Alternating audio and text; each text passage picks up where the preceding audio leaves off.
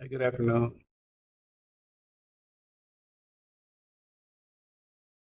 Good afternoon. Good afternoon. Good afternoon.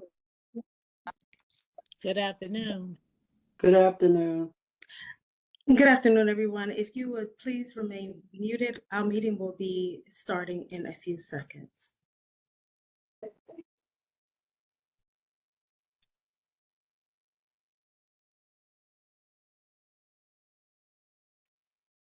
Good afternoon, everyone, and welcome to our first meeting of 2025. And I hope everyone is staying safe and warm in this really nasty weather that we're having. My name is Raymond Skinner, and I'm chairperson of the DCHA Stabilization and Reform Board. And I'd like to call this meeting to order. This is the regular monthly meeting of the District of Columbia Housing Authority being held today, February 12th, 2025.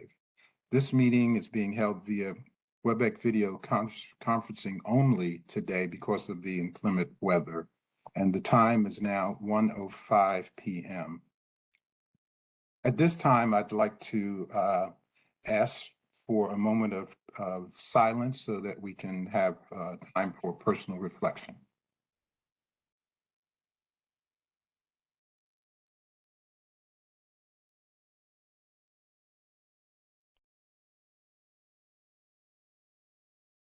Okay, thank you so much.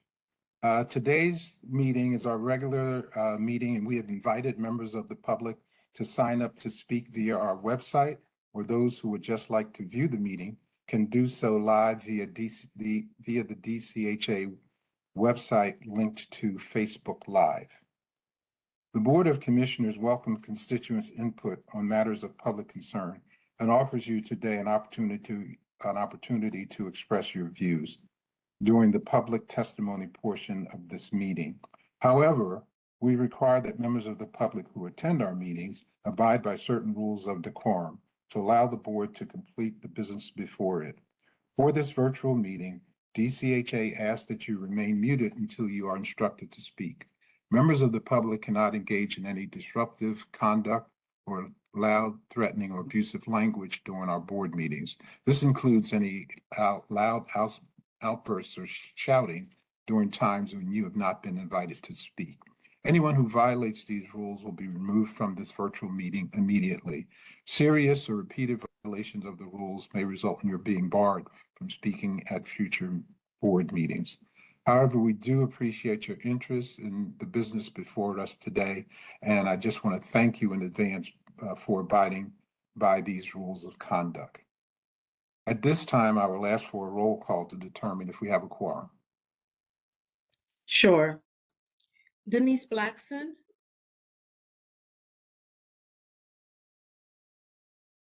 Rosa Burbridge.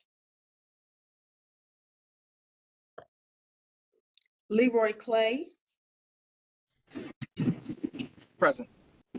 Thank you. Jim Dickerson. Present. Thank you. Ronnie Harris. Present. Thank you. Katrina Jones. Melissa Lee. Chris Murphy. Jennifer Reed. Present. Thank you. Teresa Silla.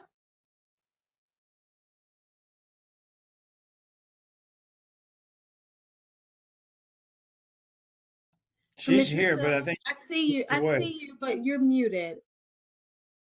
I just want to make sure I get your audible present. Present. Thank you. And Chairman Raymond Skinner. Present. You have a quorum, Chairman. Okay, thank you. The next item of business is approval of the minutes from previous meetings. And we actually have three previous meetings for which to approve the minutes. And I'm going to ask that we take these all at once. So we would be approving the minutes for the December 11th, 2024 Board of Commissioners annual meeting, the December 11th, 2024 regular Board of Commissioners meeting, and the January 27th, 2025 special Board of Commissioners meeting. So there are three minutes that we need to approve. And again, I'm going to ask that we just approve those all at once, and therefore asking for a motion to approve the 3 minutes, 3 minutes of those 3 meetings. Motion. Is there a Second.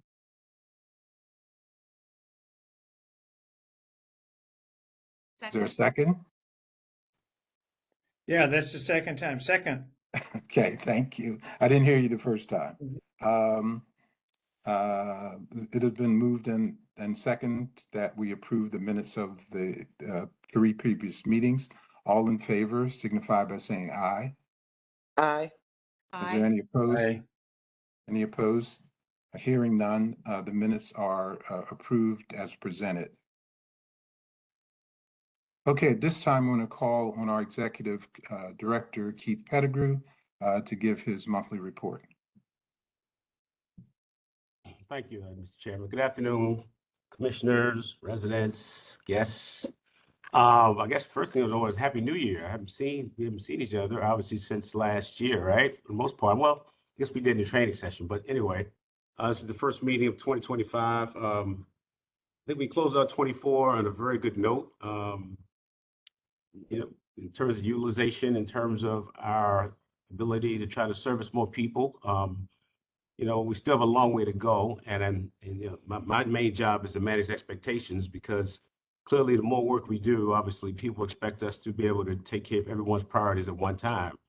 And I think the staff has been working extremely hard toward the end of the year to get through the year and then try to turn the corner, exhale a little bit, and then refocus for 2025, in which we expect to hopefully improve on our customer service, as well as our basic program activities, basically the leasing up of public housing, as well as our voucher program. So as you can see in the book, we dipped a little bit in January for utilization of public housing, but we increased in the voucher side. So the dip in public housing was due to, at the end of the year, I asked the staff to do a cleanup and a cross-reference with the 2 systems that we've implemented, right? We have the PIC system, which is the federal system.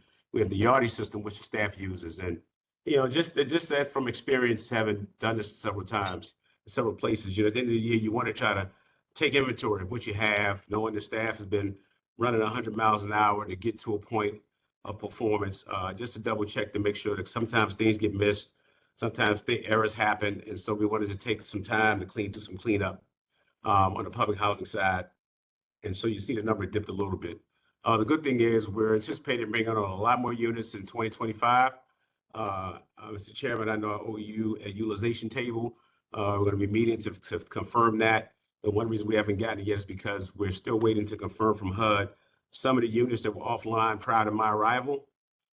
That may be coming back online. We need to factor those in terms of how we set up our unit turn schedule to make sure that we don't get hit with those vacancies in terms of our utilization, because they're coming back and nothing was done prior to me arriving. So you should be getting that next week. We're going to be meeting on Friday to finalize that table with the information we gather from HUD in the field office. So the one thing I do want to share with you, which is some pretty good news, and I think some of you all may be aware of it already, is that we're extremely close to closing out the HUD report. We have literally just 9 items that are pretty much tied to the admin plan and the ACOP. And obviously, as you all know, this is a big milestone for us. We've been working extremely hard once we arrived to pick up, I think it was like 40 outstanding items when I arrived in 2023. And now we're down to 9. One of them, we need some clarification on from the field office. We believe that it's completed, but the note in it doesn't sort of confirm that. And so Laurel Davis, who's in charge of the field office, told us that she would get back with us. So hopefully we will have some confirmation on Tuesday. Outside of that one item, which has to do with recertifications and inspections, which is probably going to end up being sort of a monitoring period. The remaining 8 items are tied to the ACOP or the admin plan. As you all know, our general counsel's office, as well as some of the staff, are working with individuals, advocates, stakeholders, et cetera, to sort of talk about the admin plan and the ACOP as to where we are. One of the things that was presented to me and that I sort of thought made a great idea too, was we needed to get out of the emergency extension cycle. And so one of the things we wanted to make clear to everyone, including the stakeholders, that we're not trying to force feed anyone anything. We're going to try to identify these items that we know HUD has flagged for us. But we do need to get the ACOP, the admin plan, off this emergency extension cycle. And so HUD has indicated that they want us to have the various notice periods that we have to commit to. And then also we have the process upon which documentations are approved by the city.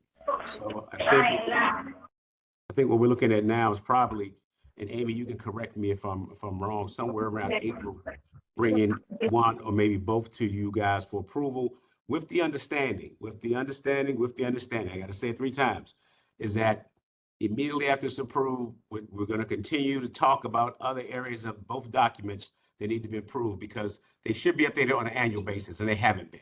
But we need to get them out of the emergency cycle in order for us to now move forward, close out this HUD report with those 2 documents, because those are really the only 2 that are left. And then immediately begin discussing any changes going forward in both documents as a normal process. So we're excited about where we are. I'm excited about the new year. We're gonna have to pivot a little bit in several areas in terms of operation, based on now that we have some semblance of what we've been working with for a year, right? We've gotten some runway. We've gotten some data built up in terms of, observations and analysis of, not only staff, but how we do certain things. And so as we continue to service more people, we need to pivot a little bit. And so we're meeting with staff to talk about some changes that we can implement. And some of that may include staffing, just so you know, in order to be able to now move to another level of performance as we move further into 2025. So with that, if you have any questions, yes, sir. Just to follow up on the HUD issue, for the record, we did get a very complimentary letter from HUD, I guess sometimes about mid-January, that congratulated Keith and his team for the hard work and the, really great job that they did in terms of responding to all of the findings. And as Keith said, we're down to the point now where there are just a couple of outstanding items from the admin and ACOP. And so on behalf of the board, Keith, I again want to congratulate you for working through this. I know it was really hard work, and there was a lot of going back and forth between the staff and HUD over, actually since you've been here a little over a year. And I was really glad to see that HUD appreciated the work that you've been doing. And we're just about at the finish line on this HUD report. Well, I want to say kudos to my team, man, because they do all the work, right? I just push hard. Okay. Kudos and I want to congratulate you all and the staff as well, and the board. I mean, this is a major item, and we've been 4 years working on this, and more than that, it's been outstanding. So this is something to be celebrated. I think in these days and times, we need areas that we can celebrate and some victories that we can claim. And this is not over, obviously, but congratulations, great job. Thank you. So any questions on the executive summary? I'm sorry. Yeah, so I have a couple of questions. First of all, any other commissioners have any questions for the director? I can't, I'm not sure if I see everybody on the screen. Okay, so Keith, just a couple things on the vacant units.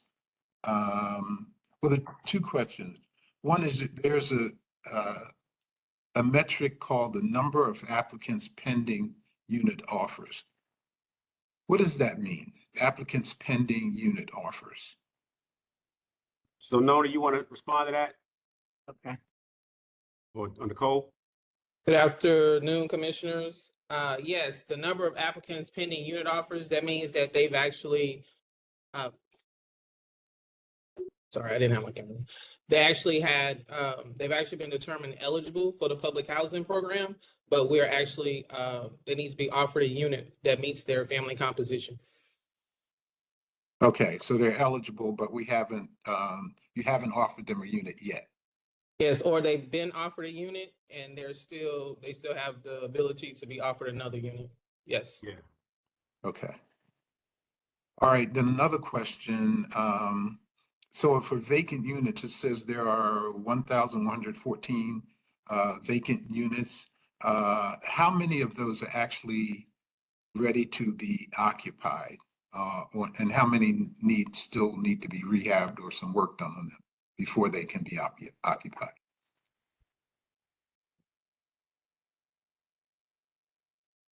You're on mute, Nona. Sorry, I was talking to myself. Sorry. So of that number, we roughly had 92 units, if I'm not mistaken, that are actually ready for occupancy.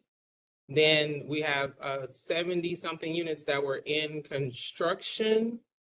And then the rest of those we actually have that we'll be working through in reference to timeframes to get those addressed.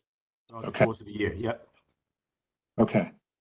Do you have a schedule? Do you have like a timeline that you would do this and then that? Do you? Okay. Yeah. So Commissioner Dickinson, to answer your question, I mentioned earlier.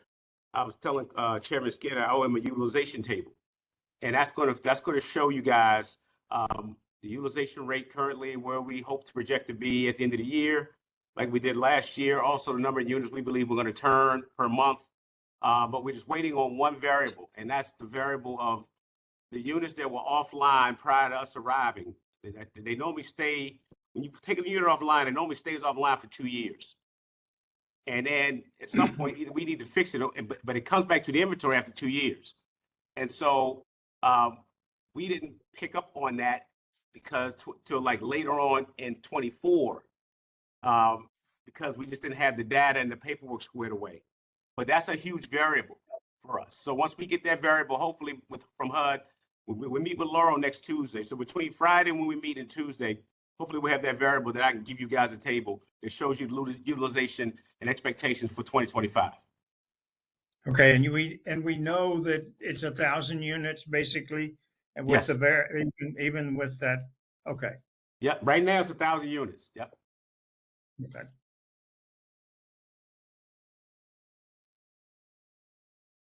Okay, the other question I had was regarding the voucher program and specifically the local program, LSRP. On the table, there's something that says local utilization, and then there's another table that says DHS tenant-based utilization. And for one, the utilization is only 45%, and the other program, the utilization is 83%. So what is the difference between those two programs, and why is the utilization so different? I mean, they're both programs that we're working with DHS. Anton, you want to explain that? Oh, who? I can Amber? take that. Okay. Yes. All right. So both are the local rent supplement program tenant based.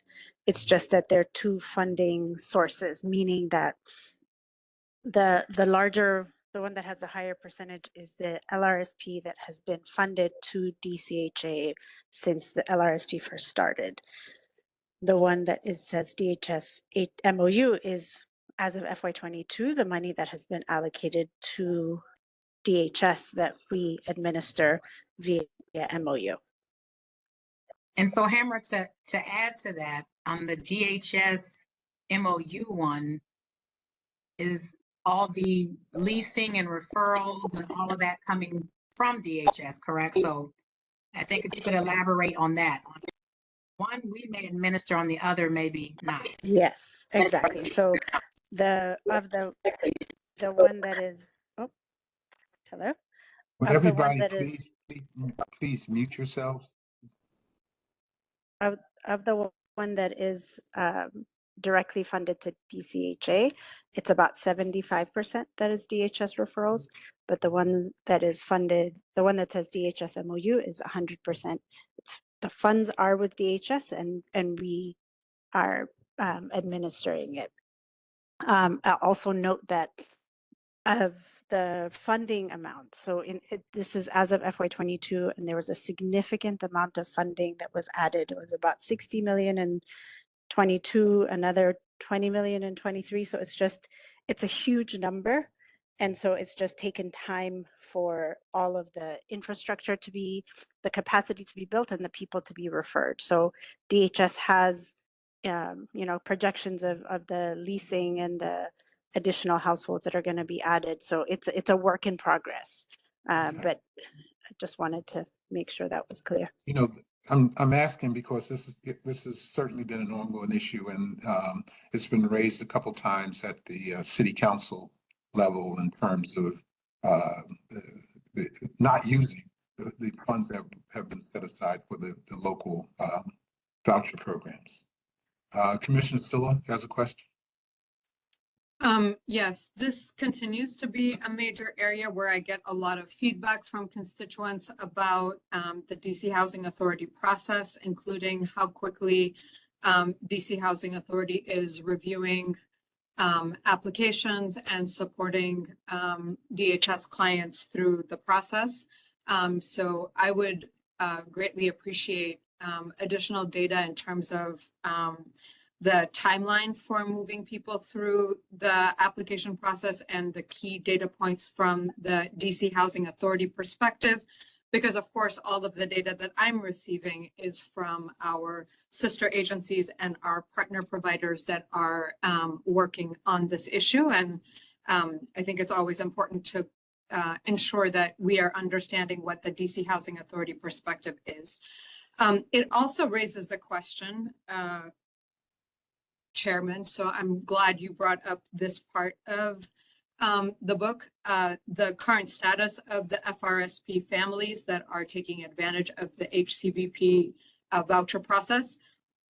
DHS recognizes that the Housing Authority is moving those applications faster, and it also begs the question, why is there a difference between the movement on that front versus the movement on the LRSP funded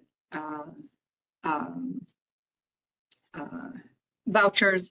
And if there is an opportunity to leverage the same kinds of strategies that the DC Housing Authority is using to expedite the lease-up process for those FRSP families connected to HCVP, can we apply those same strategies to this side of the shop and make sure we're expediting these families and individuals with that same level of alarcity that the DC Housing and all of the partners can confirm is moving on the FRSP side?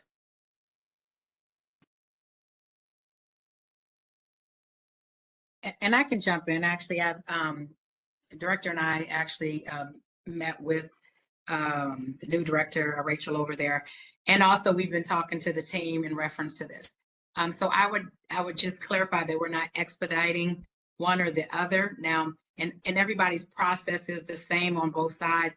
We do have increased capacity. So Commissioner Saylor definitely will speak to that, because we had outside help and consultants also assisting with just our current staff still trying to handle the LRSP. But after talking to staff last week when this came up, some of the concerns have been missing documents, and so not a complete file. That's going back and forth. Uploading the same files multiple times or in wrong errors. And the FRSP side had this same concern, but we were able to work with certain individuals in that to get that. So our team will work closely with them. We can provide you some more data on that, because we actually have already talked to the staff recently about that, and they've given us a great breakdown to hopefully show you too also the average time, but any breakdown, because we generally cannot process the file unless we have a full file. Now, we do know that there could be some capacity issues on our side for the local, and director has, given them the directive. You've got it, you need to make sure you bring it up, get the staff we need to process that. So we'll definitely look at that. But I just wanted to clear up, we didn't change the process, because remember on on the FRSP, they're coming to the federal. So it's a totally different, we've got to follow completely different rules and than it is on the local side. So it's just a And just to difference. add one last piece to what Ms. Wycliffe said, with the incomplete applications, we keep seeing that. We're trying to work with our partners to make sure the applications come in completely so we could make sure we could process the families. Right now, my team is actually conducting another training right now with DHS staff to make sure any holes that were missed in the past are fixed again. We're going through the applications with them right now with a virtual training, because any incomplete application we receive just delays the process. So we're doing another training right now. We're having this meeting to make sure our DHS partners have a full understanding of the application. Yeah, hopefully, not hopefully, but we want to see continuous improvement in this process as we go forward. So, Mr. Executive Director, what last year, sometime you completed what you're calling the recovery plan, a 3-year recovery plan, and we are due a report, a status report at the end of 6 months, and I think the 6 months are up. And so, what's the status of the status report for the recovery plan? It's coming. You know what it's like? It's like when you advertise a movie, you got to keep them focused and waiting for it. No, in all seriousness, Commissioner, toward the end of the year, obviously, we closed the year out. I wanted the staff to exhale a little bit, so we didn't dive back into actually starting to put the plan together, the 6-month report together until January after the new year. The staff had been exhausted, man. I mean, we had a very I don't want to say stressful year, but it was heavy. I mean, and so we didn't dive into creating a report until after the holiday and the new year. So I will be honest with you, we've had a couple of formatting challenges, but we're close. So you should probably have it, if not by the end of next week, definitely beginning of the next week, because we went through some format differences and challenges. And so I think we've got what we want and what we need so that when you guys see it, there's a lot of data. So let me tell you something. But I wanted to be in such a way that when you read it, it completely makes sense to you. It ties the objectives and tasks back to the overall objectives, which we laid out in the very beginning, right? So that way, if you see a task completed and say hypothetically in that department, that department was finance hypothetically, and they were G, and they had G1 through G9 of overall objectives or goals. Then you will see a table of tasks that were completed either by quarter, either third quarter or fourth quarter, that will say that's tied to one of those 9, right? So that way you see it how everything comes together. So definitely if not by the next week, definitely beginning of the following week. We've been working with some format issues that I was not happy with. Let's put it that way. So I sent them back to the drawing board to simplify it a little bit, and make it easier to read. And that's pretty much what it was. It was too busy, and they were missing some things. And I wanted to make this thing as simple but as straightforward as possible with substantive information, while also making it look decent. But so that's where we are. Okay. Okay. So we'll be looking forward to seeing that report. So one final question. I think, as everyone knows, we have a new HUD secretary who was confirmed, I guess, a couple of weeks ago now, Scott Turner. And I don't know, Keith, if you've heard anything in terms of any changes coming forward out of HUD at this point. Of course, I know everyone is concerned about potential cuts in the budget as the new administration is certainly looking at all agencies in terms of reduction. So have you heard anything at all, Keith, about the new? No, I mean, put it this way, nothing concrete. I think everybody's sort of on eggshells trying to understand when, what, where, and how. We've heard a lot of innuendo, but nothing concrete in terms of anything that's actually been implemented that's coming our way. Obviously, we're all concerned about our funding because that's how we do what we do. So as soon as we hear, we'll let you all know. I know Allison has been watching all the press releases And so our biggest concern obviously is the funding, because without that, we can't service the residents in a way that we need to. So, but as soon as we hear something, we will. I mean, I've heard good things about the secretary from several people that that know him. But I've never met him, so I don't know. But two people that I've talked to seem to think that he's a really good guy, and that he was a good pick. So. Okay, thank you. Any other questions from any commissioners? Commissioner Burbridge? Yes, I wanted to ask a quick question. When I heard Mr. Shaw talk about the housing choice voucher program, and if something goes wrong with the application process, then you'll work with their partners. What about the residents who are public housing residents who don't have a partner? How do we assist them? It's a question. Yeah, is that a question for the public housing? Because it sounds like you answered people in Like, public you housing. know how public housing residents, they get that letter that tells them they're eligible Oh, for, okay. housing choice voucher program. And I get a lot of calls that something goes wrong or their application was not processed. So it could have been something, which what I'm hearing a lot of is when they say the rent was behind, but the rent really wasn't behind. We haven't put up. How Okay. do they address that, and who do I refer them to? So I know you and I have talked a few times regarding some families who are coming from public Right. housing to the ACVP. In situations like Yes. that, we do reach out to public housing to get that letter of good standing to ease the burden on the family, so they wouldn't have to go back and forth getting our letter, because we do have a direct connection. But I'd like for us to continue the same way we have in the past. If a family comes to you, just get in contact me like you normally do, and I can get it resolved. We have staff that will follow up with the public housing side to make sure it gets resolved, and get that letter of good standing for the public housing residents, so they can move through the process. I appreciate you, and I wanted to make it public knowledge. Thank you so much. You're great. And I'm sure I'll be getting another text from you, so I look for You it. will today, quite a few. Thank you. Yes, please keep that communication going. I have a Okay. question. I have a Commissioner question. Clay. Commissioner Clay. Yes. Yeah.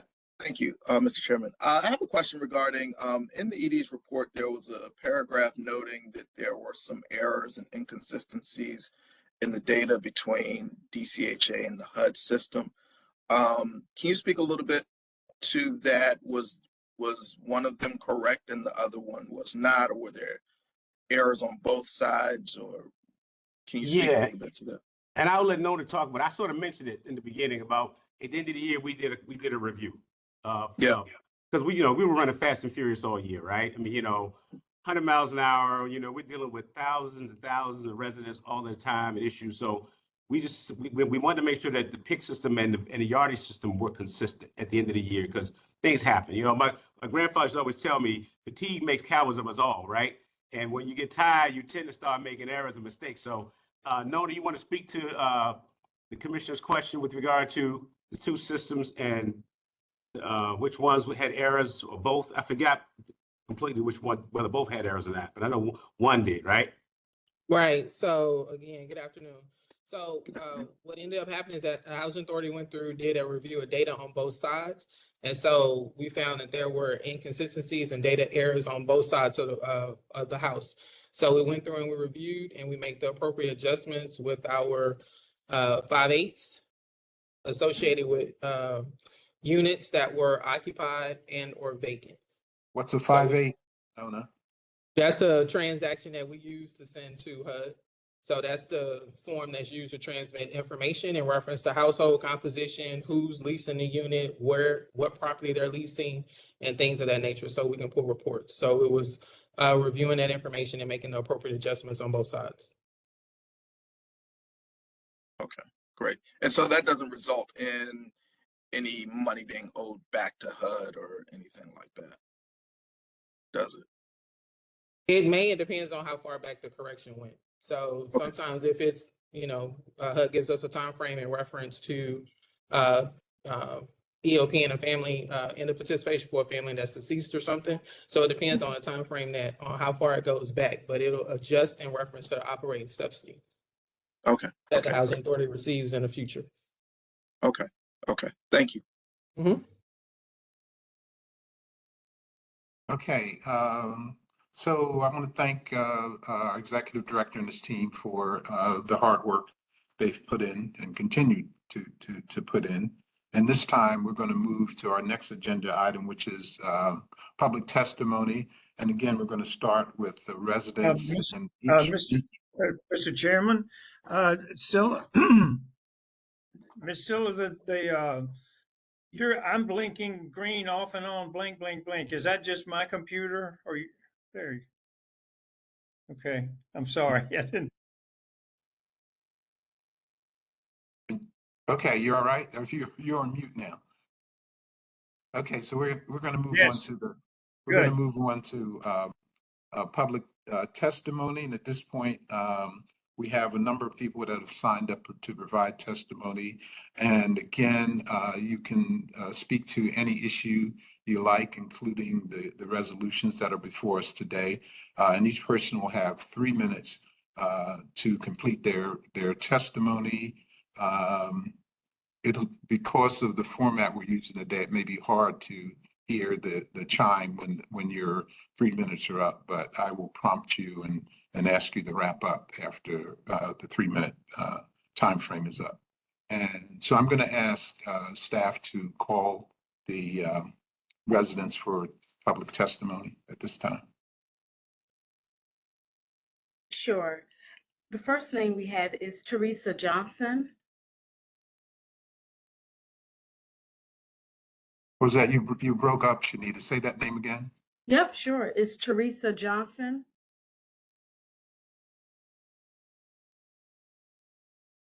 And if, as a reminder, if you are on mute, to unmute yourself is *6. So I'm going to call your name one more time, Teresa Johnson.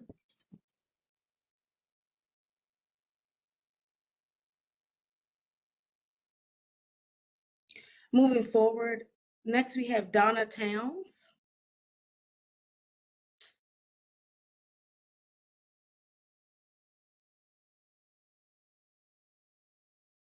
Donna Towns.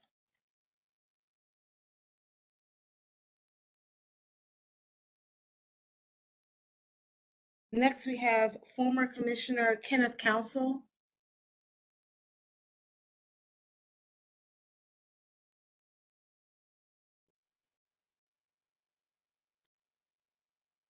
Kenneth Council. Janita, can you tell them how to unmute again?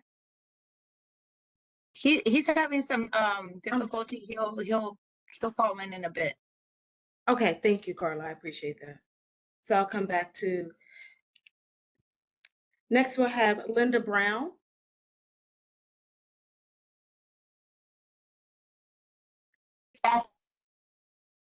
And director, Ms. Brown, we are having a hard time hearing you.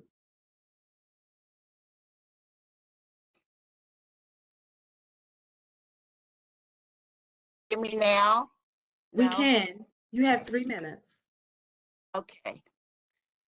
I'd like to revisit the question about coming back to the property for the commissioners meetings, for us to revisit that.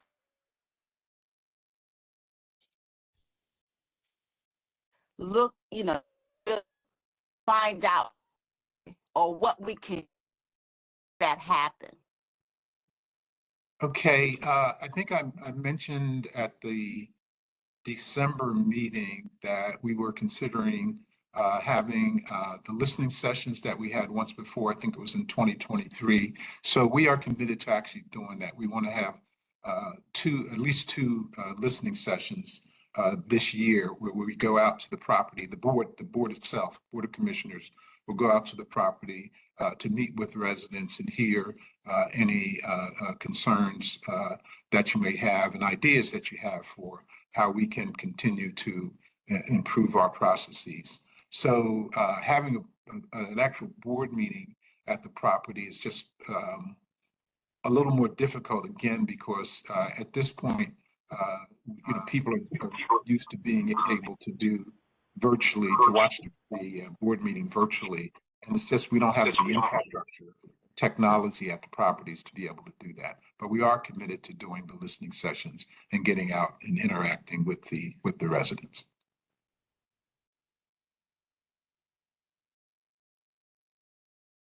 Shanita. Next, we have Patricia Malloy. Good afternoon, Director, Commissioners. My name is Pat Malloy, former Lincoln Heights Resident Council President, now a project-based voucher holder at the Strand Residency. I need to know if Lincoln Heights is still a new community property. If not, when did the DC City Council remove Lincoln Heights? I'm receiving calls from Lincoln Heights regarding right to return, right to stay on property, also about letters regarding market rent and zero rent vouchers. Why is it that the voucher department is sending out recertification packages with a notice saying second attempt? I have spoken to Mr. Shaw and he said they have no control over the mail being delivered. I understand that, but I'm also on WebExes with Project Empowerment during the month. And it's very puzzling that for Mr. Shaw to say that it's the Postal Service voucher holders throughout the District of Columbia is having the same issue. We are not getting our first package. So what happened to the first package? I don't want to think negative and say the agency is not sending out the research package. It's very strange that we're getting the second package that says second notice. It's very disturbing that I hope that the agency is not doing something it's not supposed to, because, you know, it's very disturbing to see that happen. Okay. And also, I would like to know, residents in our building that came from Lincoln Heights have a lot of concerns regarding the reception that they're getting from the case manager with the voucher program. They want to know who directly that they can send their email to or speak to because of the way they're being treated. Thank you. Okay, thank you, Ms. Malloy. Let me just say, I'm sure, and the director can correct me if I'm wrong, that Lincoln Heights is still part of the New Communities Initiative, and the director can give us just a brief update on where we are as far as implementing that, and then I think the staff can follow up with you on some of the details about transitioning to the voucher program and any issues you're having with that. Yes, not only that, Director Skinner, excuse me, I'm sorry. Not only that, Lincoln Heights have no representation. From the board's perspective, how are you all interacting with the residents of Lincoln Heights? I've tried to do my very best, very best. The Housing Authority is not sending me correspondence so that I can correspond with the residents there. They have no resident council. They call me for in and everything.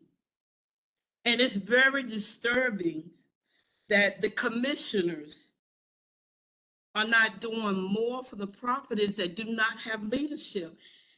To me, it's falling on deaf ear. Do you all really care? Because I feel you don't. So my next alternative, and I hate to say this, is trying to organize the residents of Lincoln Heights and other properties that we go to HUD and maybe form a protest. You have to do something. Thank you for listening to that part. Yeah, thank you again. And Ms. Malloy, we will. For some reason, I thought that staff was reaching out to you on a monthly basis. I know that they're you guys, not directed. Okay, they're not.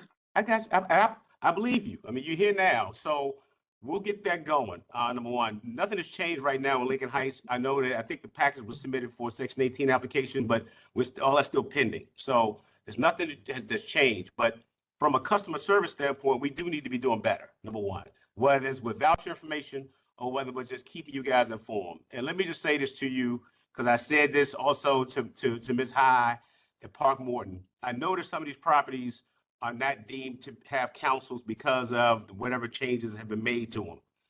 But that doesn't negate the fact that I need people like you at these properties to continue to stay engaged and to keep the community engaged, right? If anything, the properties that need leaders are the ones that have sort of been disbanded. I mean, you know, because you're right, people do reach out to people like you because of your stature. So let me say this to you now. You will get a monthly meeting from now on, number one, and we will meet with you to clarify all of this stuff with ACVP number two. And the minute any changes happen with Lincoln Heights, we will let you know, number three. Okay? Thank you. I would like to say thank you, Ms. Malloy, for your ongoing support and being there for residents and also for us, the board and staff. This is what we need. So thank you. Thank you. Okay. Next. Next, we have Priya Washington.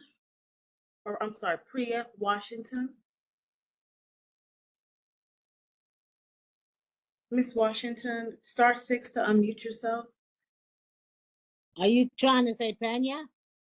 Banya, thank you. I'm sorry about that. Thank you, Banya. I'm sorry about that. Thank you.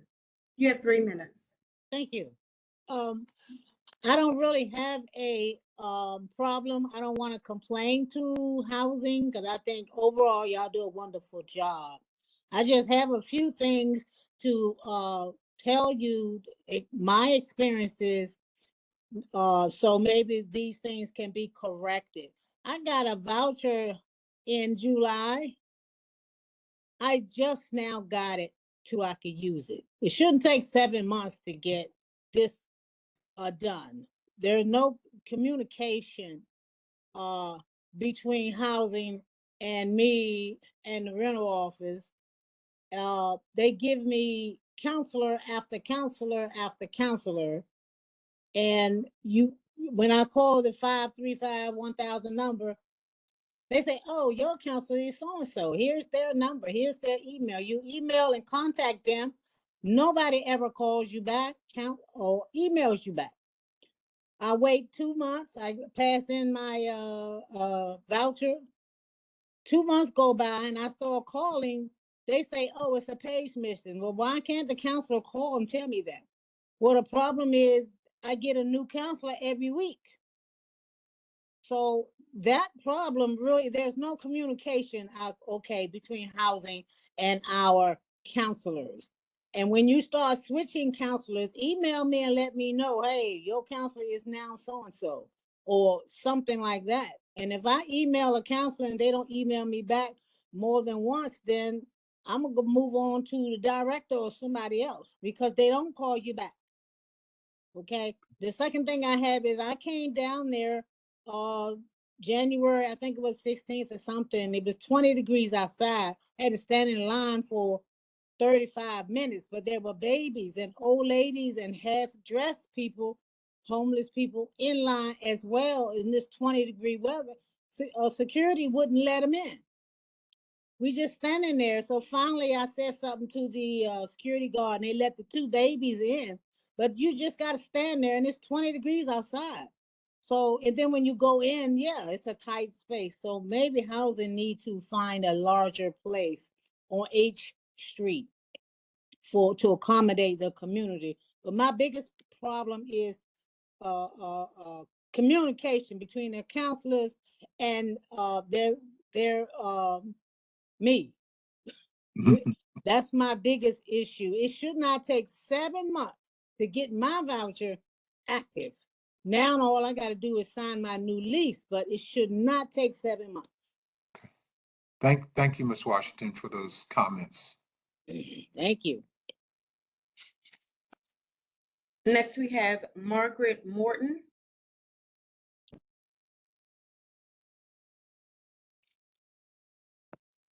Hello, can you hear me? We can. Ms. Morton, you have 3 minutes. Okay, thank you. Being a former resident of Berry Farms who was relocated to Southwest, I was promised the right to return without any stipulations concerning my income. Never ever, since living under public housing, have I ever used, have they ever used overtime, bonuses, and incentives, or even foster care stipends to be a determination as far as my rent. During COVID, the mayor gave out bonuses. It was an incentive program put in place to encourage employees to come to work because it had fell off so bad. The bonuses and incentives, all that stuff was put in a factor with my income. So when I applied, I leased up at the Asbury, they denied my application twice, saying that I make $90-something thousand a year. I'm a bus driver for the District of Columbia, and it's public information. No bus driver working for the District of Columbia makes $90-something thousand a year. Mr. Keith Pettigrew used to be in leadership over there at transportation, and I felt like this was easy for him to get the correct information. My salary is $70,000. I make $70,033.60 a year. That's my annual salary. So I was denied because they want to use the bonus that the mayor gave, the incentive. That stuff is no longer on the table. That stuff came about because of COVID. And so now I'm being denied the right to move back. I've been waiting 8 years. I've been waiting patiently like everybody else to return back. It's been very stressful. You reach out to people, you go on deaf ears. When I first did my application, I'm sitting waiting. I wait for about 6 weeks, didn't hear nothing. And when I finally got in touch with somebody, Miss Tanya Phillips, she told me that she didn't want to be the bearer of bad news. Housing should have told me. But nevertheless, somebody should have said something. And I did a second application in November the 18th to be exact, down at the Asbury. They told me, you qualify. They told me my rent would be $1,600 a month. They told me I qualify for one of the larger units because of my income. I waited and waited to hear back from them. When they finally called me, they called me to see a 1-bedroom, which I had applied for a 2-bedroom for me and my granddaughter. They called me, they showed me a 1-bedroom, apartment 409, and it was not even on the DC housing side. It was on the tax credit side. So it's just like been a nightmare for me, this whole process. I've been reaching out to people the best that I can. Miss Sheila, she's at housing.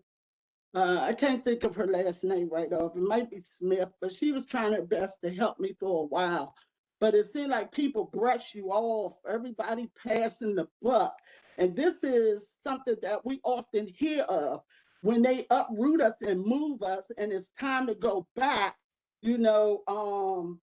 This coming up about you make too much money and all this kind. They never said that in the beginning when they moved us out. That was never a part of the talk. Oh, if you make a certain amount, you may not be able to come back. They never mentioned anything like that. Miss Morton, I'm so sorry. We have to stop you. We have your testimony, but your time has expired. Someone will definitely probably get back in contact with you. Yeah, Ms. Morton, I just want to say, we're sorry to hear about your situation and what you've been going through, but we will definitely have someone follow up with you and see if we can resolve that. Okay, thank you. Thank you for your testimony. Yeah. Nicole, can you reach out to Ms. Morton? I'll reach out. I know that. She just needs the right person. Yeah, She so the needs the staff right has person been to working. tell her the answers. Yeah, The staff has been, I know, working with Ms. Morton. So Ms. Morton, I'll reach out to you as well. I know some of the staff has. And a lot of this is the Section 8 requirements. So I'll reach out, we can talk through it. Yeah, and if it's at all possible, if you can get back with the board just in reference to this whole scenario itself, in Sure. regards to past bonuses and things like that, that in the current year, they're no longer in effect. The money's probably spent and gone, and it shouldn't be, I mean, I don't know what the rule is, but in my head, I don't see how someone can be held accountable for, past amount, depending on when it falls on in the month they research or they lease up. But I get it. I'd like to know for each program how that works out. I'll do that. I'll Okay. follow back because it's Thank you. anticipated. Okay. Yeah, and I would Next. like to know if a person is eligible when we move them out and their income changes, and if they get blocked to go back in. I'd like to know what the rule is about that, because if they stay in, on the tax credit side, if they stay in, their income can go up, and they can't put them out because of the income on the recertification. So I'm confused here. If you could let me know. I will. And keep in mind, this is separate programs. So when you're coming out of public housing or you're in tax credit, once you're in, you're in. This is now new Section 8. So you have to, you don't automatically apply for, you don't automatically approve for Section 8 just because you have the public housing. So I can explain that to the board and to others. That'd be great. But I will personally look into your file, Ms. Morton, and all the income, and we'll circle back with you. Thank you. Okay, next. Next, we have Paulette Matthews. And as a reminder, *6 to unmute yourself. Paulette Matthews. I hear you, ma'am. How you doing today, everybody? Hi, Ms. Matthews. Okay, I actually really didn't have too much to say, and I kind of got in on the last minute on this call. But I was just talking to one of the residents. I live at Keller Miller. She had actually just recently in August had her house done over again, the floors and all of that. But to my surprise, in talking with her to find out that she's still having water to come into her house when it rains, which it floods often. I just asked her, because I just had knocked on her door, just coming to speak to her about something else, and when I was informed and all that. So I said, okay, this gives me an opportunity to bring in your problem, so hopefully it could get fixed. She informed me that she had shown a video and all of that, but she's still going through what she's going through, and hopefully they can help her out. She actually lives, and she said she had no problem with me giving this information over the line, 2105 4th Street Northwest, so that someone can come out and aid and assist her, or either get with Mr. Bolton to figure out how they can work this out for her. And other than that, that's all I have to really say. I appreciate everything that DCHA is doing, but I'd be glad. I saw where as though they had all these virtual DCHA meetings coming up, and I think they go like to September. I hope come October, if I got it right, that in October, now we're getting into the cold months and the rain and the snow all over again, but that we could come together in a room as one. I really don't like this part, but you got to do what you got to do. So that's about it for me. And thank you, Director, for all that you do and your staff. I appreciate y'all greatly. Okay, thank you, Ms. Matthews. Always good to hear from you. Thank you. Next, we have Eric Holland.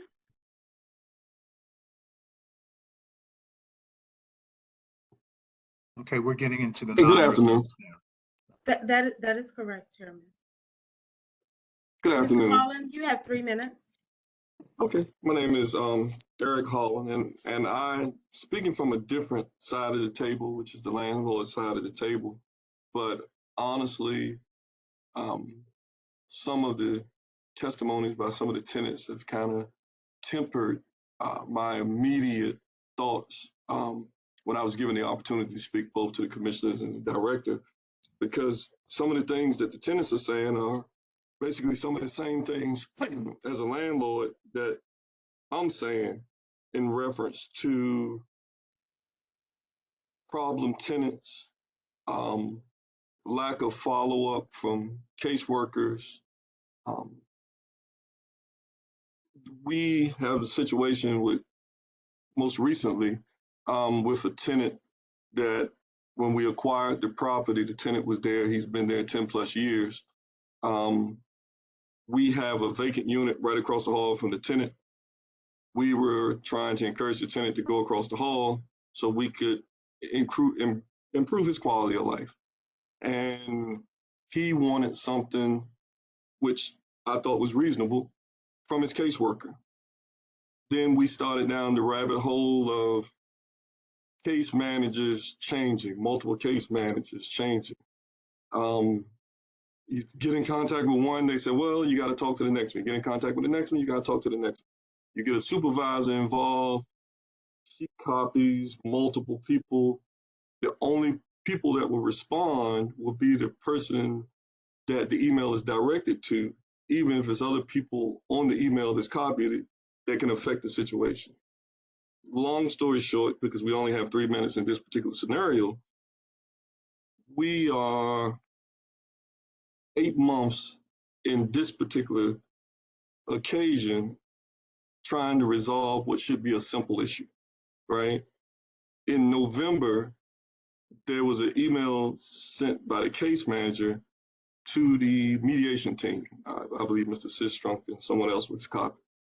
As we sit here today, and this was November, I have yet to receive a response from the mediation supervisor or the mediation team when the tenant simply wanted something from housing saying that it was okay for him to move across the hall while we freshened up his unit. During this period, we actually got an inspection. And shockingly, things was denoted on the inspection that the tenant's unit failed inspection. So now we're under the trouble of having 30 days or whatever it is to rectify issues that shouldn't have never been issues if we could have got some communication from 6-8 months ago. I mean, it's a ridiculous process. I mean, I know other people that have got out of the providing affordable housing in the city because of the same stories. I have one very close friend that had over 15 units that sold all of them. And this isn't how it should be. You know, we should be able to have cooperation from the agencies. These tenants are your clients. We're providing the housing. We shouldn't bear the burden of responsibility for your client. We should bear the burden of providing the housing. Okay. Thank you, Mr. Holland. Thank you, Mr. Holland. We appreciate your thoughts, and we'll take that under advisement, and look at some of our processes and how we're doing things, which is all a continuous issue. Mr. Chairman, I want to say this is very important. We're in a crisis because the city, I'm not saying us, although this is an example of what we need to improve on, but the city is in a crisis because landlords are walking away. They're leaving the city, and the units are not being replaced.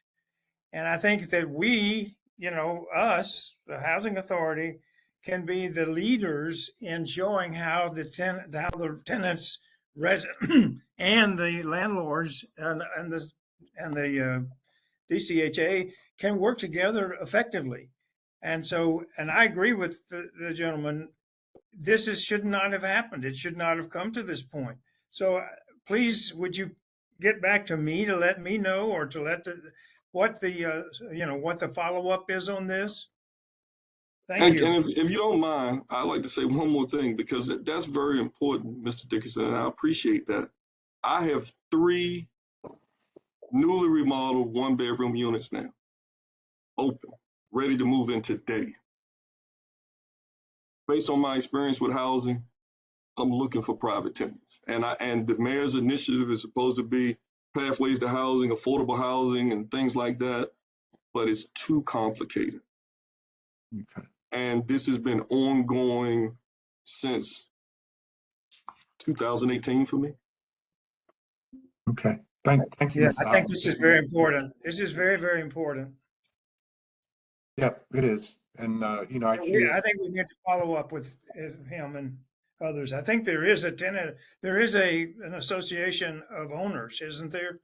Yeah, there are a couple different ones, and my understanding is that the director does meet with the landlord associations periodically. Good. And again. Well, let's follow up. considering that- I want to follow up on this and see where we are on the next meeting. This is critical. They're walking away. I mean, lots of landlords who have good motives are walking away in the District of Columbia because it's just too hard and they're losing money. That's the bottom line. Yeah. So No, but you're right, Commissioner. They're all walking away. We're trying to keep them around. There's a lot of different issues. We'll get with Mr. Holland. We have 2 landlord liaisons, so they should have been in contact with Mr. Holland before now. Here's frustration, so we'll reach out to him immediately. But also, I hear from landlord associations all the time, and one of the biggest issues is that they can't evict anybody, too. So that's another reason why a lot of landlords walk. But there are a number of issues, but we'll reach out to Mr. Holland and identify the situation, see what we can do to rectify it. good. Okay. Thank you. Next. Katie Neller.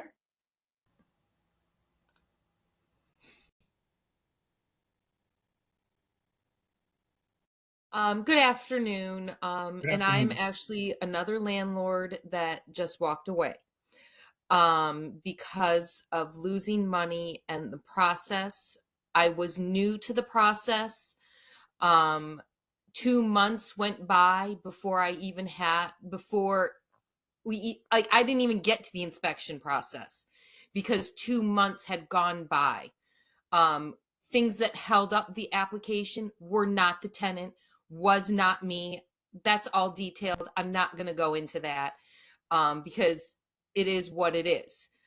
But what I'm frustrated over, and after reflecting on this and deciding, do I want to testify, etc., is now I'm a month out and I walked away. I notified everybody financially I have to walk away because I can't wait 2 more months. And now even hearing some of these horror stories even longer without getting income, I have to feed my family. You know, that's true on the small landlord side of things. But so I walked away and there has been no follow-up, no survey, no nothing from DCHA to find out what did we do wrong? Where did we go wrong? And in the days of you pick up something from Home Depot and you get a survey. You cannot correct what you're doing wrong unless you survey people to find out what you're doing wrong. It needs to be data driven. I have given some anecdotal information. Mr. Holland just gave some anecdotal information from the landlord's perspective. But what drives your decisions? You should be getting data. I should have had a follow-up survey or something so you all can make changes. You all can make informed decisions. What's going wrong? Is it when you submit an application? Is it our staff? Is our staff not trained well enough? How long did it take you to get your tenant? Is the inspection process? I got nothing. So it kind of goes to say, are you really serious about making changes? So, you know, I really, and I was so disappointed that I had to walk away. I was devastated that I had to tell the woman I have to walk away. I financially cannot do this. She was devastated. I thought she was going to be a wonderful tenant. I thought she was a wonderful person. I had communicated with her on an ongoing basis. And, you know, as I'm sitting here listening, I'm like, oh, I had some of the same problems too. This is consistent. But how do you change anything unless you have data and information on what you need to change? And nothing has happened. So Thank you. I just want to put it on the record. Okay, Thank you. thank you, Ms. Naylor, for your comments and testimony. And I like the idea of doing that kind of follow-up survey. As you say, I know many companies that you deal with do that, and to get a sense of how they did in providing a service to the customer. So that's something we can take a look at, but we appreciate your comments and your thoughts. And I want to encourage you to keep speaking. I mean, you can walk away from being a landlord, but we're part of a city, we're part of a community, and there are people like this lady who needs some advocacy, you know, in this to good information that then the city and the agencies we have to respond to. So please don't walk away from that.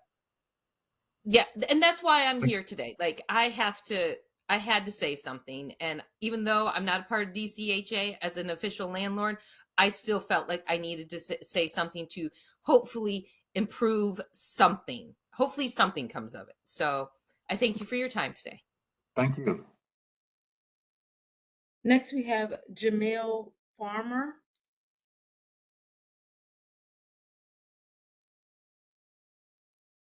Jamil Farmer.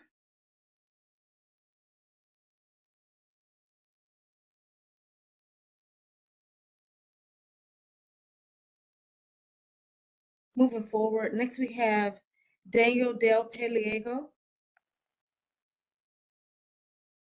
Thank you. Good afternoon.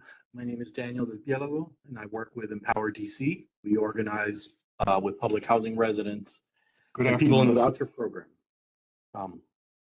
Over the past couple of weeks, we've been meeting to check in on priorities for this new year. We are hopeful that this agency will continue to improve, but there are still some very serious concerns that affect the quality of life for DCHA clients. I'll follow up with a more detailed email, but here are some of the concerns. Regarding Section 18 applications, most tenants on these properties still do not have a clear understanding of what will happen on their property. Many did not attend the meetings this past summer, and there has been little to no update from DCHA since. There are tenants are concerned about not being able to return if relocation happens, about the long-term affordability, about the being cost burdened with utility costs that may be passed on top of rent. So we understand DCHA has developed a handbook related to these potential changes, but they are not regulations. Tenants and their supporters want to ensure that right of return, affordability, involvement are all codified in regulations. Regarding developments, we understand that demolition is beginning at Richardson Dwelling soon. Many tenants are also concerned about their right of return there. We just heard about a situation related to Berry Farm. This is very similar to what happened at Berry Farm. Having a codified right of return would go a long way in allaying tenants' fears and concerns. We are also not clear if this redevelopment is still part of the New Communities Initiative, although we heard Lincoln Heights still is, so we should understand that Richardson still is. On the Garfield Terrace side, I wanted to raise an update. Garfield Terrace, or remaining tenants on this property, the family side, have been displaced for months now due to the failure of their heating system on their property. It has been tough for many, not knowing if their hotel stay would get renewed, where they will end up, and what help they will receive in relocations. Tenants at this property deserve to relocate to properties that meet their needs, and more importantly, their accommodations. Vouchers, unfortunately, there are still some very serious issues throughout the whole voucher process. We appreciate meeting on a monthly basis with Director Pettigrew and Director Shaw, but at the center of this, many voucher holders going through the voucher process feel like they are receiving very little support in navigating this very difficult process. Many have a hard time finding a place to apply to. Many lose time and money applying to places that are outside of what their voucher will cover. Rent reasonableness is very unclear to many. Knowing who is assigned to help them and keeping in contact with them is very difficult, as we've heard. Record retention is another big issue. The recertification process is also another big difficult process. So in general, much more attention, education, and customer care have to be paid to this program. Conditions continue to be a perennial issue with this agency. Tenants continue to report the same issues we hear about year in and year out. One thing we want to flag is that many tenants are questioning is who is doing these repairs. Oftentimes, it is not DCHA employees, and there is concern that some of these contractors may not be qualified to make the level of repairs needed. Lastly, I've been visiting some of the Section 18 properties, and I've noticed the level of vacancies, and I'm concerned about the disparate nature of how these are mothballed, if that makes sense. I noticed that some of the vacant units have big metal coverings from some company that uses the DAWG acronym. Some just have chains on the doors. Some are boarded up. Some are clearly vacant because there's tons of mail, as you open the screen door and there's cobwebs. And I don't understand why there's such a disparate nature in how these properties, these units are maintained if they are vacant, because it creates a lot of issues for the people who literally next door, are still living there. So with that, I'll close. I hope that we can continue to work together. This is all in an effort to identify issues, but we want to make sure that we are working together and finding some real solutions informed by tenants, voucher holders, and public housing residents alike. Thank you. Do you, yes, sir, do you outline this in a written form detailing it? I did, Commissioner Dickerson, and I will make sure to send that along with some photos that we have. Please, So that'd be I'll great. sharing it soon. Yeah. That'd be great. Thank you. Yeah, also thank you, Daniel. Your comments always well spoken, and we'll take some of those things under advisement. And again, I know you are always in contact with the staff around a number of issues, and we appreciate the work that you're doing. Thank you. Thank you. Thank you. Next, we have Patrice Evans.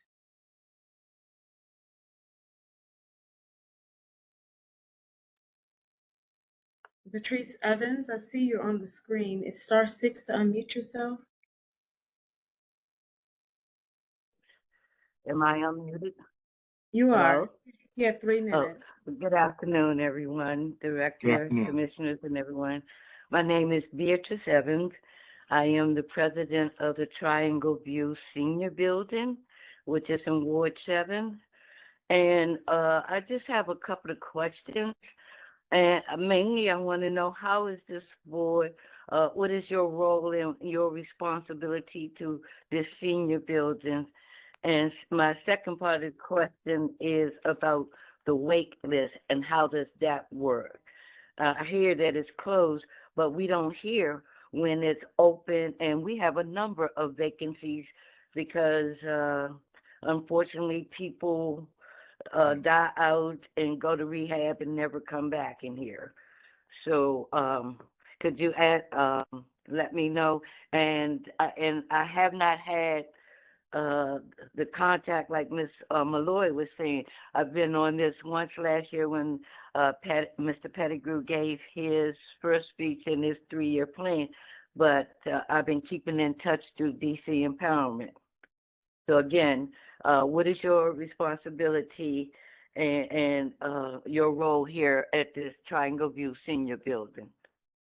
First of all. Thank you, Ms. Evans. We will have staff follow up with you. Honestly, I'm not familiar with Triangle View. I don't know if that's one of our mixed income properties. It's not a public housing site, I don't believe. Nona, can you answer really quickly or on this one? Yes. Good afternoon. Yes, Ms. Evans, we've actually met. Triangle View is one of our mixed finance properties that's managed by a third party management company. Okay, so can you, Nona, or someone else follow up with Ms. Evans and hopefully be able to answer her questions? Thank you. Yes, sir. Thank you. Next, okay, and you. Oh, I'm sorry. Go ahead, Ms. Evans. What about the wait list and the process of how tenants are to apply to get here if it's whatever that contract got under mixed income? Yeah, when the staff follows up, they can give you the specifics on that. Thank you. Next, we have Andrew Wasnick. Hi, good afternoon. Thank you. My name is Andy Wasnick. I'm the Policy Director at Miriam's Kitchen, a homeless services provider in Ward 2, with the mission of ending chronic and veteran homelessness in the district. We are a permanent supportive housing provider contracted with the DC Department of Human Services to provide housing navigation and case management services for individuals matched to PSH LRSP vouchers through the coordinated entry system. We also are an outreach provider contracted through the district. We cover roughly half of the city, and we have a drop-in meal center where people can access case management. I'm here today to talk about how long it takes for individuals who are matched to PSH vouchers to get into housing, and particularly the backlog of LRSP applications pending at DCHA. I would like to acknowledge and thank the new leadership for the work that it has been doing behind the scenes with DHS and for the monthly meetings with PSH providers where issues can be raised and addressed. And we appreciate the transparency around staffing and capacity efforts. However, there needs to be more done and sooner. At an ICH meeting back in October or November of last year, it was noted that there were over 1,000 individuals matched to vouchers that had not yet been housed. Many of these individuals were matched to their vouchers in 2022 and 2023. It was also disclosed at an ICH meeting last fall that the average amount of time it took to go from being matched to that voucher to leased up in their apartment was 380 days. Now, there are a lot of reasons for that big number, and they don't all fall on DCHA, but DCHA is at minimum 1/3 of the equation, and in reality, closer to half of it. And for a lot of the individual cases that I know about, DCHA accounts for even more. For example, rent reasonableness determinations, despite improvements to the process, have been a big part of the timeline. At the most recent DCHA providers meeting on January 30th, Mr. Shaw shared that out of 9,301 rent reasonable determination requests, 4,791 were denied, meaning more than half were denied, meaning that on average, folks had to apply for and submit RFTA documentation for 2 apartments before moving in, which at a minimum, it adds at least a month or more to the time it takes to get someone housed. And total time while determinations are being made and RFTA packets are being processed are not automatically being added, causing vouchers to expire and leading to more delays with extension requests and processing. And the RFTA packet needs to be redesigned like the voucher application was. It is far too complicated for providers and landlords to get together on a regular basis, particularly with staff turnover. Also at the last providers meeting, it was shared by DHS that there are 760 LRSP applications pending at DCHA. 76 of them are project-based. We estimate that at least 1/3 of them have been pending for more than 90 days. Miriam's Kitchen PSH by ourselves report that we currently have 22 LRSP applications that have been with DCHA for more than 90 days, and members of our outreach team who work with clients assigned to providers across the continuum report another 41 clients whose LRSPs have been pending for more than 90 days, for a total of over 60 individuals who have been languishing with their applications at DCHA. We respectfully request that these and all LRSP applications that have been pending for more than 60 days be prioritized and expedited. Last year, dozens of individuals who are matched to vouchers died before they were able to set foot in their very own home. And just on Monday, MK Outreach learned of the passing of one of our clients who was matched to a site-based PSH voucher, which we believe was pending approval at DCHA. Prior to becoming policy director at Miriam's, I spent 7.5 years working on our outreach team, first as a case manager and then as a coordinator and assistant director. I've seen firsthand how delays in the voucher approval process strain the capacity of our system and strain the patience of clients and frontline workers. The president is soon to sign an order calling for the clearing of encampments. There are people matched to vouchers in these encampments. We need to get everyone who is matched housed as quickly as possible. DCHA is a part of this process, and we need your continued partnership and willingness to meet this challenge with the urgency it requires and to listen and help us make improvements to the way things work. We stand here in partnership. Thank you very much. Thank you, Mr. Wassenich. I think those are some very good and very direct comments. And we will continue to work in partnership with you and your colleagues. And, we got to do better.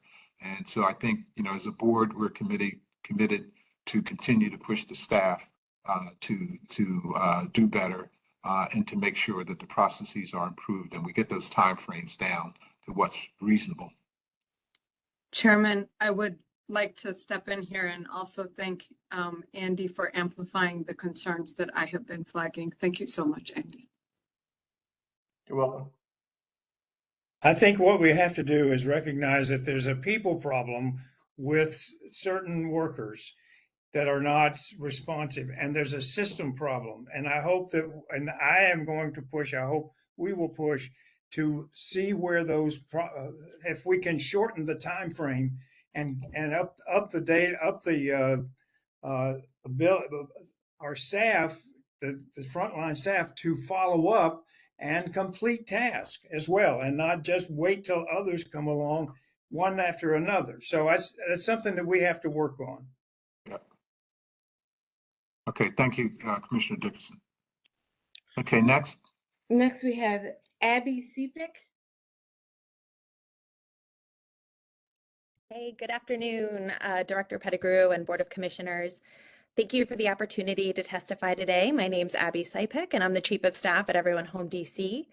Everyone Home DC works with individuals and families at risk of or experiencing homelessness and envisions the District of Columbia as a thriving and diverse community where everyone has access to safe, comfortable, and affordable homes.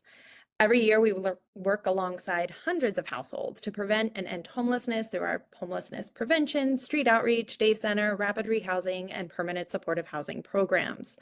I'm here today to talk about the work of our permanent supportive housing program and raise awareness about our experience with processing times of LRSP voucher applications. First, I'd like to start by thanking the Housing Authority for your clear commitment to collaboration through your responsiveness to a sign-on letter sent by homeless service providers back in July, regular engagement with the meetings of the DC Interagency Council on Homelessness, and through the DCHA Providers Work Group. Our team appreciates the work done to simplify the LRSP application and also wants to recognize the current work being done to remedy the challenges we and other providers experience when attempting to verify non-receipt of child support. That said, we as a system can do better, and I dare say have a duty to get people into housing as quickly as possible. Internal data from my organization shows that people in our PSH program average 279 days from program intake to lease up. System-wide data from October is even higher, taking an average of 380 days for a person to lease up after program assignment. So this means people who are connected to housing and living on our streets and in our shelters are waiting sometimes more than a year to move into housing. It feels particularly important to underscore the real human impact of these wait times with the backdrop of a federal administration that is reported to be threatening harmful executive orders targeting homeless people and following the second major snowfall of the year. People living outside are in vulnerable situations, and we know the solution is to move them into housing. We can't be satisfied with the current wait times when we know there's a human cost to these delays. DCHA has proven that real and substantive changes that improve the voucher process are possible. Now's the time to double down and act with urgency. We as a PSH provider are committed to working with you to accelerate the process so we can quickly get more people home. Thank you. Thank you, Ms. Sapik. You're echoing some of the comments that we've already heard today. And again, I think we'll continue, we being the Housing Authority team staff, will continue to work with you as providers to make the process better and get those wait times down. Thank you. We appreciate that. Okay, Thank you, Abby. Chairman, that concludes your resident and non-resident testimony. So Commissioner Dickerson, did you have something? Okay. Just want to thank all the folks testifying and the commissioners and staff. Hello. Oh, The council is on the line. Yeah. okay. Okay. I told Shanita and Paula that I was online. I don't know former how they Commissioner admitted me. Council. But at any rate, Happy New Year, everyone. The Thank residents you. and leadership were kind of disturbed by the last BOC when we saw you, Chair Skinner, chastise Commissioner Sear for being and telling the truth of what she felt. And you told her that she didn't have a right to say that. But you called on her and you asked her opinion. But because she told the truth and spoke up, you didn't like the answer. But the thing about it, she just didn't drink the Kool-Aid. She's making sure that she stayed true to herself. There are a lot of issues that the residents, and I still get phone calls from residents, staff, and employees. Let's follow the money. Every department has a whole bunch of contractors out, but no work is being done satisfactory. I'll go personally. My resident council's office was done over, shabby. No one came in and done a walkthrough. I asked the property manager to do a walkthrough with me. If you all come and see the work that was done, I'm hoping the invoice does not get paid. There are a lot of issues that's being done. It's in the newspaper. Follow the money. There's a lot of funding that's being misused and should not be used in the way it's being used. One thing that I've learned, a lie cannot live. It only lingers. It has a beginning and an end to it. Eventually, the truth will come out. Have a nice day. Thank you, Mr. Counsel.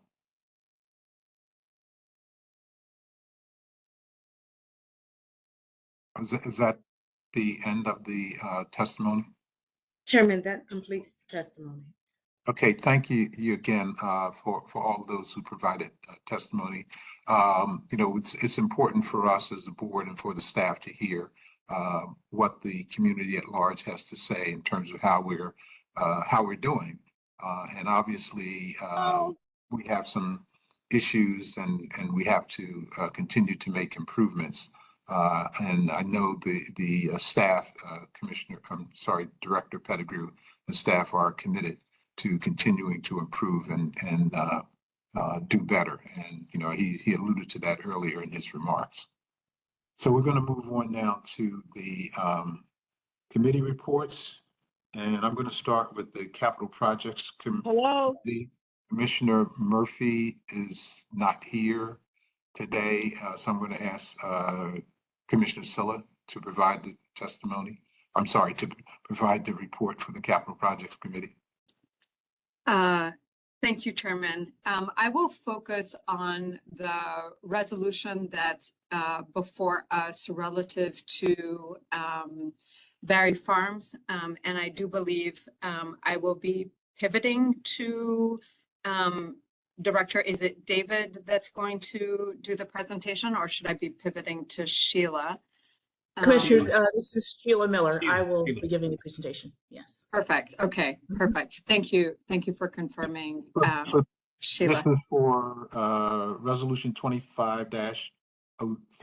03, yes, okay. Relative to Barry Farms. And so we were very excited to discuss updates to Barry Farm. The team appraised us of the current status of phase 1 construction, what they have planned for phase 2, and the importance of supporting the application that has been submitted to HUD and moving the work forward, or that I think is the planned application for HUD. Sorry, I misspoke.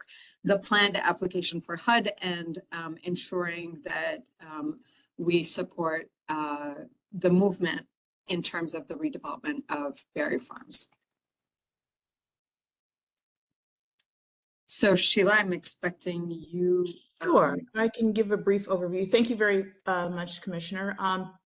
As Commissioner Sheila said, Resolution 2503 is requesting authorization for DCHA to submit a restore, rebuild application to HUD. Restore, rebuild, formerly known as Faircloth to RAD. So the request is to submit the application to HUD for the next phase of the Barry Farm redevelopment, which will be the rental flats. This will be the third project or building on the Barry Farm site.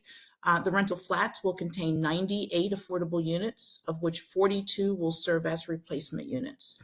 So with the submission of this application, this will allow us to convert 42 ACC units, the replacement units, and convert them to PVV units, project-based voucher units, through this RAD program. Just really quick, in terms of project, the bedroom mix, the property will have, again, 98 units, but a combination of 1, 2, 3s, and even 4, 5 bedrooms. And the 4 and 5 bedrooms will be dedicated to the replacement units. A few for the tax credit units, but the remainder, the majority will go towards the replacement units. So I've heard from a number of residents, they're pretty excited about this phase of the development as they offer larger bedroom sizes. So with that, and also completion is estimated to, the building is estimated to be delivered in the second quarter of 2027. So with that, I'll stop and take any questions if there are any. So I'm not sure we can actually do anything about this, but I continue to be concerned about the high cost of these units as we move to replace our developments with these various programs, Section 18 and RAD and so forth. If my math is correct, it looks like for the 98 units, the total per unit cost is almost 900,000 per unit. And the construction costs over 500,000, just the construction costs over 500,000. So I know this is an issue nationally, and I hear from other colleagues who've been in the housing development, housing finance industry for a while. But we got to try to do something to constrain these costs. I mean, it's just really gotten out of hand. Yeah. I don't know what we're going to do to constrain the cost when the cost has gone way up. And I got the same problem. We have the same problem.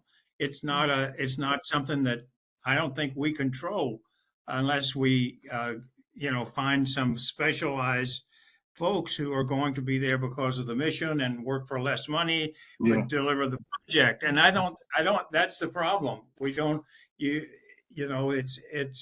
a very big problem. It is, Right. but we don't have control over that. Yeah, and we're trying to find as many, and I know for this project in particular, we got a number of different subsidies in it to keep the actual rents that the residents will end up paying. But as we move forward, and certainly with this new administration coming in, I think things are going to get worse before they get better. I agree. I'll reserve comment on that, but I agree with you as well. But anyway, it is a challenge. Yeah, no, I agree. It is a challenge. Yeah, but again, so this is the next phase of Barry Farms, and again, we have this commitment to the residents that we're going to build this housing, and so we want to move forward with this. Yes. So I move that you move forward. Okay. Thank you, Commissioner. So let's formalize it in terms of a motion to approve resolution 25-03. I will make that motion with the final commentary that the Capital Projects Committee was very much in favor of moving forward on this project as well. Second? Second. Okay, now a roll call vote. Commissioner Ronnie Harris, Yes. Commissioner Jenny Reed, Yes. Commissioner Teresa Silla, Yes. Commissioner Jim Dickerson, Yes. and Chairman Raymond Skinner. Yes. The resolution is approved. Okay. Thank you, Commissioner. Okay, Commissioner Silla, did you have anything else on the Capital Projects Committee before we move to operations? No, that was the main project that we want to highlight for the board. We are going back to the drawing board on a couple of other things that we discussed in that committee. Okay, thank you. You're welcome. Okay, then we'll move on to the Operations and Administrative Services Committee. And again, Commissioner Jones, who heads that committee, is not with us today. So I'm going to ask again for Commissioner Silla to give a report. Oh, I cannot give the report out on that meeting because I was not in attendance. So I think we have to lean on Commissioner Harris or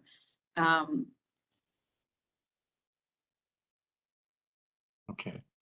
So, but you are prepared to introduce the resolution 2504? Really quick, this is Commissioner Harris. Are we talking about the operations meeting, the last one? Yes. I wasn't in attendance either. Okay. Yeah. So we'll forego that and let's just focus on the resolution, which is 2504.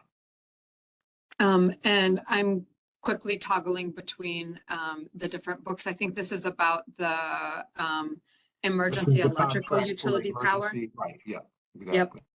Okay, I'm very grateful for Amy and the DC Housing Authority team for quickly bringing us up to speed. This is uh, a costly but emergency situation that needs to be resolved at Langston Terrace. So I do believe it's Amy that's providing the update to the board. Is that correct? Actually, Commissioner Silla, it's Jean Somerville, Senior VP of OAS. I'll be presenting this board resolution. And so I just want to say good afternoon, commissioners, to the public and DCHA staff. The purpose of Resolution 2504 is to seek approval for additional time and money to maintain the emergency utility services powered by generators and power battery banks at Langston, with the projected aggregate amount of up to $950,000. Just a little background, on September 18th, there was a power outage at Langston that resulted in severe damage to DCHA's electrical equipment. And through numerous calls, we procured CAT machinery to address the immediate needs. DCHA is actively working with PEPCO to implement the interim electrical solution that is required to get PEPCO power restored to the site as soon as possible. In the interim, to maintain utility services at the site, the approval of this resolution is required. Thank you for your time, and I'll open the floor up for questions. Questions from the commissioners? I think one of the most striking things about this is the cost. So looking forward to just hearing more about whether this is really the best option for moving forward, given the high price tag. Yeah. And Jackie, can Jack, I'm sorry, Jackie, go ahead, can you Nicole. speak to this? Because this is more of a sole source and you went out to different. So Jackie, can you speak to Commissioner Silla's question? Yes, I can. Good afternoon, commissioners. So right now, Who is this speaking? So I am Jacqueline Zaldana, the Director of Capital Construction for DC Housing Authority. So in speaking to the cost right now, it's literally because we have to design and customize everything to Langston's infrastructure. So we're dealing with a site that was built in the 30s, and we have to actually stabilize everything daily. We're actually, as of right now, we're putting a backup to this system as well, because with the cold temperatures that we've been experiencing, it's a lot of unforeseens. So we do see the cost stabilizing, but this is just something that we've investigated everything we can possibly do to maintain it, so we do not have to displace the residents and to maintain continuity with electric to the site. But we are working our hardest to get the actual electrical back to primary PEPCO. So the fastest we can do that, the fastest we can get off of the system. And Jackie, when I'm sorry, Chairman, when this happened, you all reached out to several vendors? Yes, we did. So we were at an emergency meeting with PEPCO where Homeland Security was actually making calls. We were coordinating with HAMRA on that. PEPCO was making calls, and then DCHA was making calls. This was at the time, if people remember, where we had a lot of hurricanes on the East Coast. So availability of equipment was very limited at the time, but then also just the nature of a power bank. It's newer technology, which is also a little more expensive, but it stabilizes our system, because again, Langston Terrace just has a lot coming out that's an older type of system that we have to deal with. But multiple calls were made. We did a lot of investigation to make sure that we were getting everything, and CAT machinery is with us daily, trying to figure out how we engineer this even better. So we've had a phenomenal team to get us to this point, and we've been making a lot of traction. Being able to design something with PEPCO and approved in months and not a year is something that is actually, it's great. And so we are making a lot of traction, and we're not stopping. We're trying to get us back to PEPCO primary power as soon as possible. So as I understand it, you're requesting extending the agreement with CAT for another 5 months. Correct. Is that correct? Is that, That is correct. given all that's going on and the complexity of the situation, all the things that you mentioned, is that really going to be enough? Because we have no idea when PEPCO would really be able to restore power. So we have been meeting with PEPCO on a regular basis to understand their schedule. I know Director Pettigrew always tells me to err on the side of caution. I'm a construction person by nature, and I'm going to try to deliver what I can as soon as I can. This is what we're forecasting as of right now, taking into consideration weather, taking into consideration PEPCO's timeframe as well. So this is what we know as of today. Okay, so this contract is for what, over $900,000? What have we already paid? What was the first amount that we paid to this vendor? I will defer back to Jean on that one for confirmation on the exact number. It was 240,000. Okay, to get us, that got us to where we are today. Yes, sir. Okay.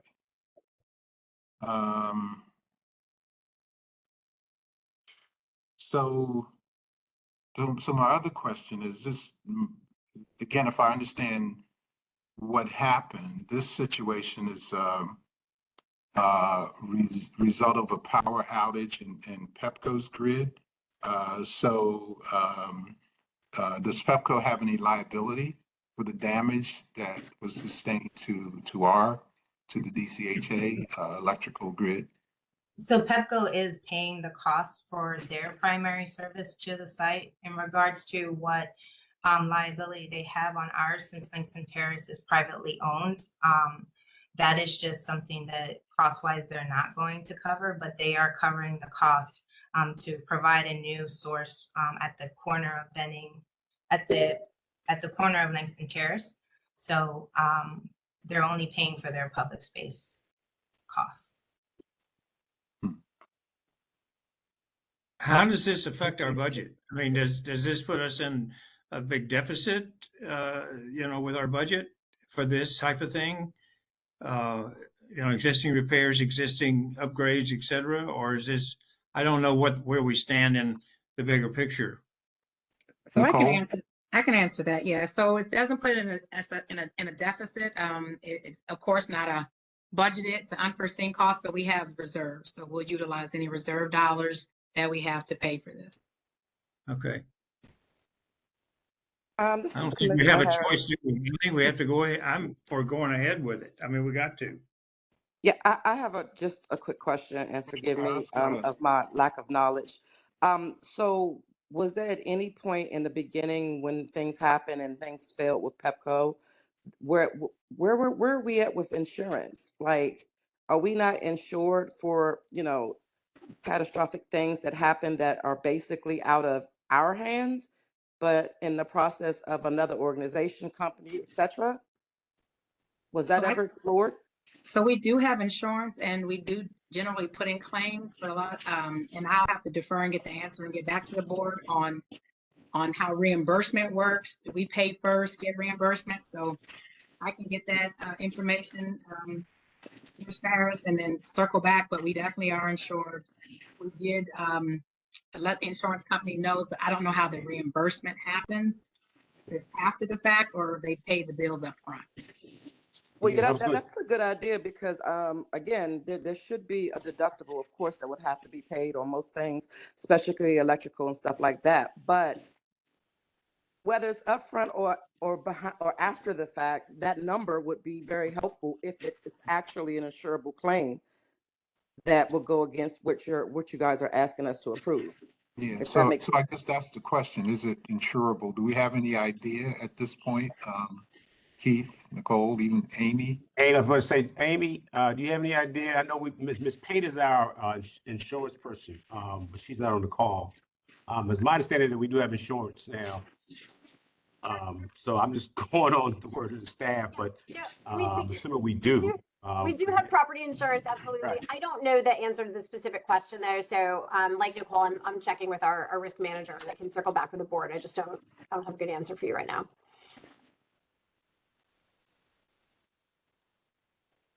Okay, so, I mean, this is in fact a difficult situation, clearly an emergency. We've got to make sure that we have continued electrical service to the property. So I don't think we have any choice but to approve this resolution. Any other questions or comments from the board? Hearing none, I'll ask for a motion to approve resolution 25-04. I move to approve. Is there a second? Second. Okay, roll call vote, please. Commissioner Jim Dickerson, Yes. Commissioner Jenny Reed, Yes. Commissioner Teresa Silla, Yes. Commissioner Ronnie Harris, I'm a yes with a notation that you guys follow back up with the board in regards to the insurance piece. thank you, and Chairman Skinner. Yes. Resolutions approved. Okay, thank you very much. Again, that's a very difficult situation, but I really think we ought to try to go after Pepco if there's any way that we can do that, since they caused the problem. Okay, that's the last resolution. So we have, what about the Resident Services Committee? Commissioner Blackson's not on today. Okay, so we'll go to the Audit and Compliance Committee, Audit and Finance Committee, I'm sorry. Commissioner Reed. Yeah, thank you, Chairman. So just a quick update from us. We spent a lot of our meeting in preparation for this board meeting reviewing a lot of the work that's happened over the last year and how we're better positioned moving forward. So I just, again, want to congratulate the DCHA team for all their hard work over the past year. I don't know if many people realize that the DCHA team did 3 audits in 1 fiscal year to get us caught up. So we're very pleased with that. They were all unqualified opinions. We're currently working on the FY24 audit and hope to have that ready soon. And so Heather and her team have just done a tremendous job at getting us into a much more stable place. There's also been a lot of work behind the scenes to transition off a pretty unstable financial system to one that can provide better insights, better data, better tracking that we can all use. And so we're starting to see some of the results of that. And then to our Office of Audit and Compliance, as many commissioners know, we approved a policy last year around fraud, waste, and abuse, and the Office of Audit and Compliance has been doing trainings for all DCHA staff. They exceeded their first quarter target, and so they're on track to have staff trained this year. And that's all I have, Chairman.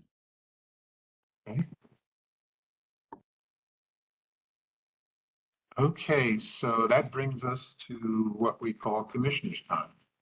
So I'll just go around and ask any of the commissioners if there are any other comments or issues you want to bring up at this time.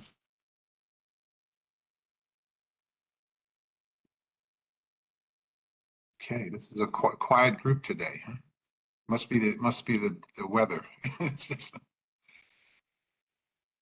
Okay, so if there are no other. I'm sorry, Mr. Chairman. I do have one item to note. Because of the feedback that we received today regarding the issues that some of the landlords are having, I would love to. I know we've talked about addressing this. I would love to maybe revisit some of the metrics that we receive that could help perhaps highlight some of these issues so that we have a better idea of how to determine what the issues are and to make sure that we can address them.